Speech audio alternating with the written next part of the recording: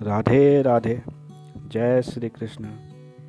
आज हम बात करेंगे कर्मों के खेल की। तो दोस्तों, कर्मों का खेल बड़ा ही निराला है। इस दुनिया में किसी इंसान के पास धन के भंडार लगे हुए हैं और कोई इंसान दाने दाने के लिए तरस रहा है। किसी इंसान के पास दुनिया की सारी खुशियां हैं और कोई इंसान तिल तिल कर मर रहा है। कोई राजा बना बैठा है तो कोई भिखारी बन घूम रहा है। किसी को ज़िंदगी की हर सफलता मिलती है तो कोई हर चीज़ में हार जाता है। बहुत ही अजीब है ये कर्मों का खेल।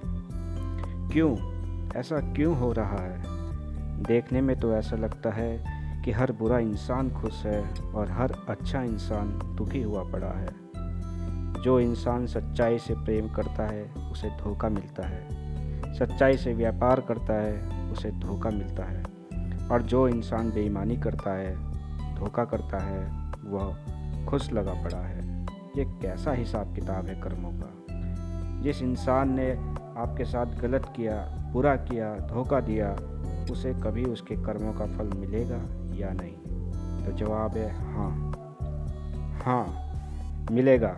जो इंसान जैसा कर्म करता है उसे आज नहीं तो कल उसके कर्मों का फल भोगना ही पड़ता है। किसी का भी किया गया अच्छा या बुरा कर्म कभी नहीं छूटता। लोग चाहे समझे या ना समझे, लेकिन कर्म चेहरे याद रखता है। जो जैसा करता है उसे वो भोगना ही पड़ता है। श्रीमद् भगवत गीता में श्री कृष्ण जी ने कहा है, हर इंसान को अपने कर्म का फल अवश्य ही भोगना पड़ेगा, चाहे वो अच्छा हो या बुरा, चाहे वो शुभ हो या अशुभ हो। इसी के संदर्भ में एक कहानी बताते हैं। एक बार एक मित्र ने अपने मित्र को जंगल में ले जाकर उसकी हत्या कर दी। उसे लगा मुझे यहाँ इसकी हत्या करते हुए कोई नहीं देख सकता, लेकिन उसे दूर से किसी एक लड़के ने देख लिया था। जिस लड़के ने यह हत्या देखी वो लॉ की पढ़ाई कर रहा था। कुछ समय तक कोई सबूत नहीं मिला, लेकिन कुछ सालों के बाद यह हत्या का केस फिर से खुला। जिसने हत्या की थी वह बहुत धनी इंसान का बेटा था। उन लोगों ने किसी दूसरे इंसान पर झूठे गवाह बनाकर उसे इस हत्या का आरोपी बना लिया। जब यह केस चल ही रहा था, इतने में ही उस जज का ट्रांसफ़र हो गया और वहाँ नया जज आया, और ये जज वही था जिसने इस हत्या को होते देखा था। जब उसने देखा कि जिस व्यक्ति का इस हत्या से कोई लेना देना नहीं है वो उसमें कैसे फंस गया, तो जज ने उसे बुलाकर कहा कि तुम सच सच बताओ कि तुमने ज़िंदगी में कोई संगीन जुर्म किया है। तो उस व्यक्ति ने कहा, हाँ, मैंने कुछ सालों पहले किसी व्यक्ति की हत्या कर दी थी, और ये बात आज तक किसी को पता भी नहीं चली, और मुझे लगता है कि मुझे उसी कर्म का फल मिला है, उसी की वजह से मुझे ये सज़ा मिली है। इस व्यक्ति को उस कर्म की सज़ा मिली जिसके बारे में दुनिया में किसी को पता नहीं था। लेकिन जज ने सोचा, जिस व्यक्ति ने वास्तव में हत्या की थी उसे सज़ा क्यों नहीं मिली? वो कैसे अपने धन और शक्ति के प्रभाव से आज़ादी से घूम रहा है? ये सोचकर वो जज उस व्यक्ति के घर मिलने के लिए गया। जब वो जज उस व्यक्ति के घर मिलने के लिए पहुंचा, तो उसने देखा कि व्यक्ति बिस्तर पर पड़ा हुआ है और उसे कैंसर हो गया है, और वो तिल तिल कर मर रहा है, हर दिन मर रहा है। वो इतना ज़्यादा दर्द में जी रहा है कि अपने मरने की दुआएं मांग रहा है।